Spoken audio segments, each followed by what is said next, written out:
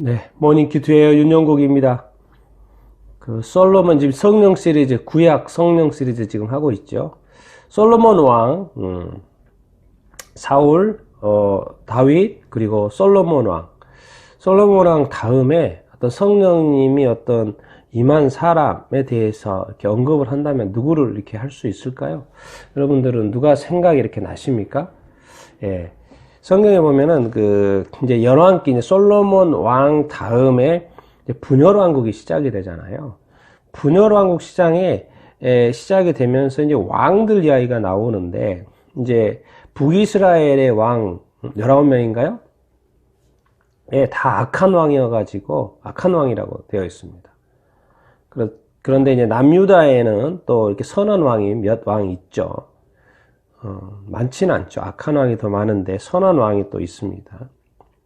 이 열왕 시대, 왕들이 통치하는 시대. 근데 왕들이 많이 약했다고 이렇게 그러는 이때에 하나님의 성령이 이제 확실히 임한 존재가 있는데 바로 선지자죠. 선지자. 누구 생각납니까? 예.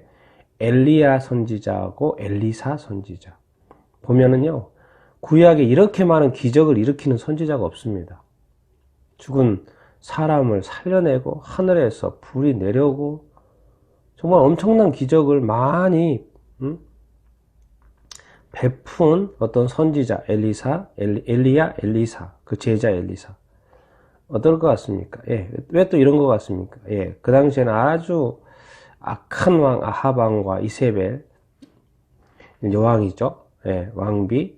예, 악한 시대였기 때문에 또 어떻게 보면 엘리야와 같은 큰 사람이 또 필요했던 것 같고. 그래서 어떻게 그러면은 엘리야나 엘리사에게 하나님의 성령이 임했는지 알 수 있습니까? 예, 그것은 역으로 좀 가서 엘리야가 이제 하나님께서 데려가시기 전에 엘리야는 또 이렇게 이 땅에 죽지 않고 하나님이 데려간 사람 에녹과 엘리야 두 명 있잖아요. 엘리야입니다. 엘리야가 하나님이 이제 데려가기 전에 하늘로 데려가는 거죠. 하늘로 데려가기 전에 엘리사가 이제 구하는 내용이 있습니다. 그 구하는 내용을 보면 엘리야에게 하나님의 성령이 임했었구나. 그것을 알 수 있죠. 왜 엘리야에게 하나님의 성령이 임했다 이런 표현이 없기 때문에. 그래서 한번 열왕기 하 2장 9절을 한번 보도록 하겠습니다. 9절 10절 한번 볼까요? 예. 건너매 엘리야가 엘리사에게 이르되 나를 내게서 데려감을 당하기 전에 내가 내게 어떻게 할지를 구하라. 엘리사가 이르되 당신의 성령이 하시는 역사가 갑절이나 내게 있게 하소서. 이르되 내가 어려운 일을 구하는도다. 그러나 나를 내게서 데려가시는 것을 내가 보면 그 일이 내게 이루어지려니와 그렇지 아니하면 이루어지지 아니하리라 하고. 자, 엘리사가 엘리야에게 구하는 그 한 가지가 뭐였냐면 당신의 성령이 하시는 역사가 갑절이나 내게 있게 하소서.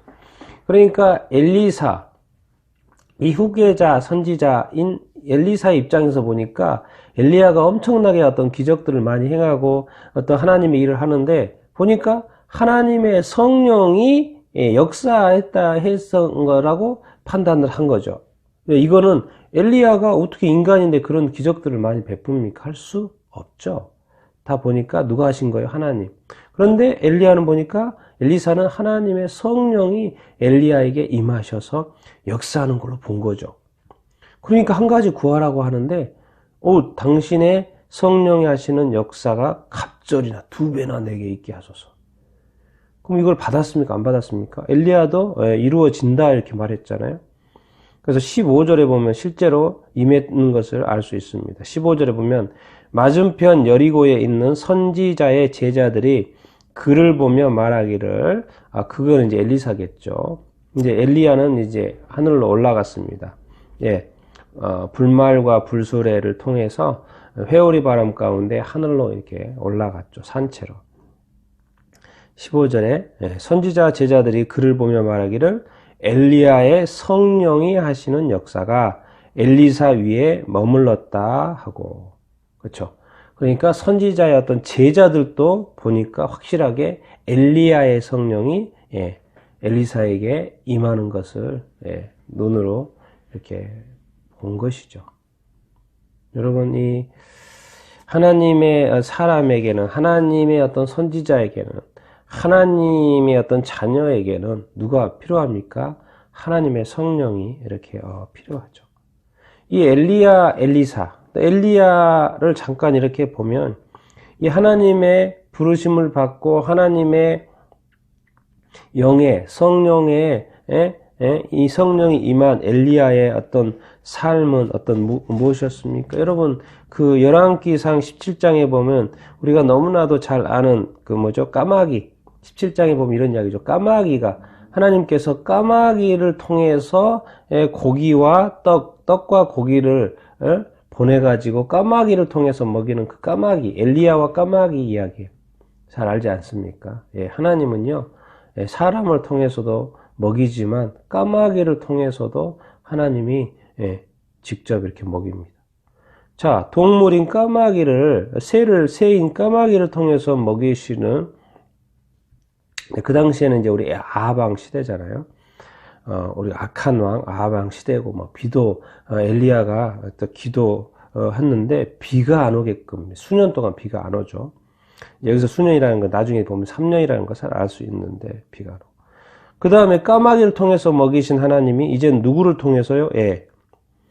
사르밧 과거 시돈 지방에 해변가 있죠. 지중해 해변가 위쪽 시돈에 속한 사르밧 과부를 통해서 또 음식을 이렇게 먹게 되고요. 또 거기에 그 아들이 또 죽지 않습니까? 근데 죽은 아들을 살려내죠. 구약에도 부활의 역사가 있습니다. 부활의 역사. 근데 예수님의 부활하고 차이는 뭡니까? 예수님은 부활하셔서 영원히 사는 것이고요. 이 사르밧 과부의 아들은 죽었다가 다시 생명이 다시 살았죠. 그런데 부활은 했지만 다시 죽는 거죠. 죽었던 거. 그 차이가 이렇게 있죠. 그러나 부활의 역사죠. 그리고 또 우리가 너무나 18장에 가면 우리 이제 엘리야 하면 딱 생각나는 게 뭡니까? 갈멜산 이렇게 싸움이죠. 갈멜산. 왜? 갈멜산에서 엘리야와 또 바알의 선지자가 450명이 제사를 지내는데 하늘에서 불이 내려와 가지고 태우게 하죠. 우리는 불을 붙여 가지고 사실 제물을 태우죠. 그런데 진짜 신이 누구냐? 우리 대결해보자 해가지고 엘리야가 제안한 게 뭐예요? 우리는 손 대지 말고 하늘에서 불이 떨어져가지고 제물을 태우게 하자. 그래가지고 송아지 둘을 각각 하나씩 해가지고 했는데 결국엔 바알의 선지자들의 제단에는 안 떨어지죠. 그리고 엘리야의 선지자의 제단에는 실제로 하늘에서 불이 떨어져서 제단을 다 태우죠. 제단 밑에 뿐만 아니라 물도 3번 붓고 해가지고 그 모든 걸 다 태우죠. 누가 신입니까? 진짜 신이. 여호와 하나님인 것을 나타내 주고, 그래서 또 백성이 그것을 이렇게 알게 되는 그런 어떤 이야기예요. 우리가 그것을 이렇게 알 수 있죠. 그래서 이제 또 엘리야가 이미 그 아합 왕의 아내인 이세벨이 많은 여호와의 선지자를 죽였죠. 죽인 상태고. 그래서 이제 또 아합, 이번에 갈멜살 전투에서 그 450명의 또 아합, 그 바알의 선지자들은 또 다 죽게 되죠. 이렇게 엘리야에 의해서. 그러니까 또 이것에 화가 난 또 이세벨이, 아합 왕의 아내인 이세벨이 또 엘리야를 죽이려고 하니까 엘리야가 이렇게 도망가고, 어디로 도망갑니까? 호렙산. 우리가 이제 시내산, 그 율법이 주어졌던 시내산까지 가죠. 근데 거기서 이제 말하죠. 이제 우리가 하나님께서 엘리야에게 너 다음 후계자인 엘리사를 또 세우라고 이렇게 말을 하고, 또 바알에게 나만 엘리야가 자꾸 기도할 때 나만 남았습니다. 그랬는데 다 이스라엘 하나님께 다 돌아섰고 나만 남았습니다. 그렇게 말할 때 우리가 너무나도 잘 아는 바알에게 무릎 꿇지 않는 7,000명을 내가 남겨뒀다. 이스라엘 중에서. 이런 그 문구를 우리가 많이 기억하지 않습니까? 정말 여러분, 이 엘리야가 이렇게 많은 하나님의 역사를 이루고 하는 데 있어서는 엘리야가 어떻게 하나의 인간인데 이 많은 일들을 이렇게 엘리야가 할 수 있었겠습니까? 엘리사가 보니까 딱 뭐예요? 하나님의 성령의 역사였다는 거예요. 하나님이 성령을 통해서 역사하시는 거죠. 그러니까 엘리사는 한 가지 구해라 그랬을 때 열왕기하 2장에 엘리사에게 뭘 구한 거예요? 성령을 구한 거예요. 나에게도 당신의 성령이 임하기를 원하는데 나에게는 좀 2배로 주십시오. 그러니까 이제 엘리야가 조금 부담스러워했죠. 2배. 그냥 성령을 달라고 그러면 되지 왜 그걸 또 2배나 달라고 그러니까 갑절이나 달라고 그러니까 네가 어려운 일을 구한다. 그런 거 이렇게 아니겠습니까?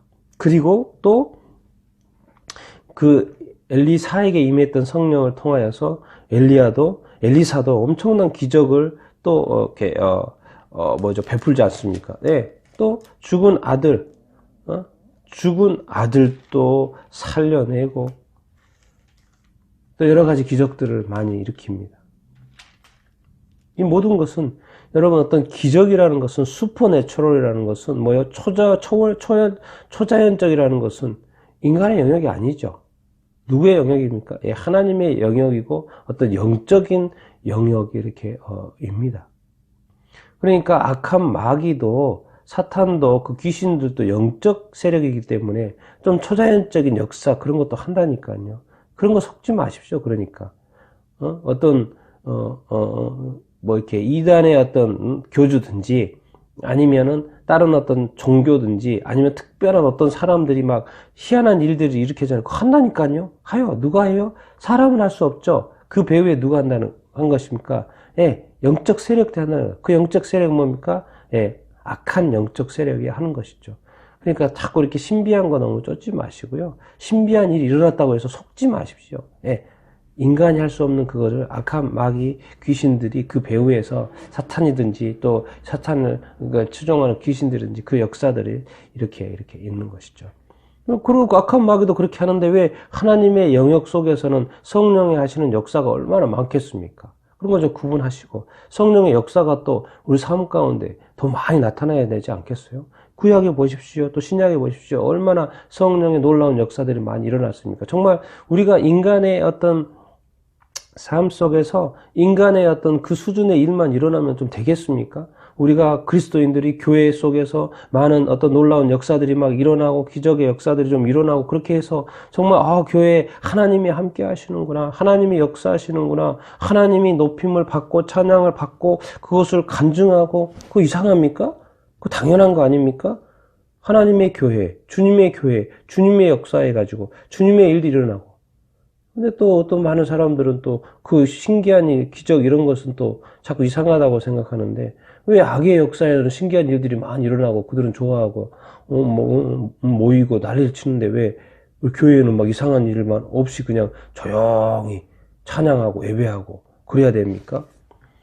여러분 이 교회에도 이 주님의 역사는 이 성령의 역사는 더 많이 일어나야죠. 그것이 간증이 되고 자랑이 되고 교회의 자랑이 돼야죠. 그래서 정말 우리 삶 가운데 정말 진짜가 뭐고 하나님의 역사, 이 성령의 역사, 이 선지자들과 함께하여 이런 모든 일들 우리들 삶 가운데 더 많이 일어나게 되기를 바라고 이제 성령님은 예수님이 가신 이후에 이 땅에 와서 모든 사람과 함께하지 않습니까? 우리가 성령을 구하고 성령의 인도하심을 받고 오늘 하루 어떻게 사실 겁니까? 여러분 어떻게 살고 싶어요? 그냥 하나의 인간으로 살고 싶습니까? 당연히 인간으로도 살아야죠. 그러니까 밥을 먹고 살죠. 밥을 먹어야죠. 오늘도 힘내려면. 그러면 하나님이 우리가 이제 영적인 존재가 됐지 않습니까? 예수 믿은 사람으로 성령으로 거듭나서 성령의 사람이 됐습니다. 영적인 존재가 됐습니다. 그러니까 우리가 이렇게 또 말씀을 통해서 영의 양식을 먹는 것이고 우리가 또 영적인 또 삶을 또 살아야 되지 않겠습니까? 영의 삶이 또 육의 삶과 하나 되어 사는 것이죠. 정말 우리 하나님의 성령이 인도하시는 여러분의 삶, 여러분도 살 수 있게 되기를 바랍니다. 저도 그렇고요. 우리 교회가 정말 이렇게 성령에 충만한 삶, 성령이 인도하시는 삶을 이 시대에도 살아가는 그런 일들이 있게 되기를 이렇게 바랍니다.